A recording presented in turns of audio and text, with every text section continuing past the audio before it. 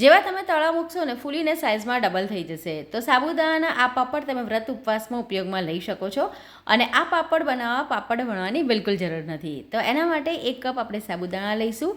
એને 3 થી 4 વાર પાણીથી સરસ રીતે ધોઈ લેવાના છે. અને થોડું એની પર પાણી રાખી આખી રાત એને પલાળીને રાખીશું. સવારે સાબુદાણા આ રીતે પલળીને એકદમ સરસ ફૂલી જશે. હવે જે કપથી સાબુદાણા લીધા હતા એ જ કપથી 5 કપ ભરીને પાણી લઈશું. અને એની અંદર સાબુદાણાને ઉમેરી એને આપણે ઉકાળવાના છે. તમે સાબુદાણાને ઉકાળશો ને એટલે થોડી જ વારમાં લગભગ 5 થી 7 મિનિટમાં જ આ રીતે ટ્રાન્સપરન્ટ થવા મળશે. હજુ થોડી વધારે વાર રાખશો એટલે થોડું કન્સિસ્ટન્સી આવી ઘટ થશે, એટલે કે જાડી થશે. ત્યાર પછી એની અંદર મીઠું ઉમેરવાનું છે, જીરું, લીલા મરચાં અને તલ ઉમેરવાના છે. અને ફરીથી એને થોડી વાર માટે આપણે ઉકાળીશું. તમે ઈચ્છો તો તમે આની અંદર લીલા મરચાંની જગ્યાએ ચીલી ફ્લેક્સ પણ નાખી શકો છો. અને થોડા આપણે લીલા ધાણા નાખીશું.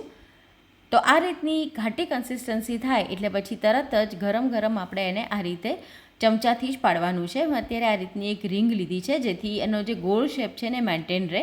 તમે એને એમ જ પણ પાડી શકો છો. તો ઘરમાં જ એને 1 થી 1.5 દિવસ રાખશો એટલે એકદમ સરસ સુકાઈ જશે.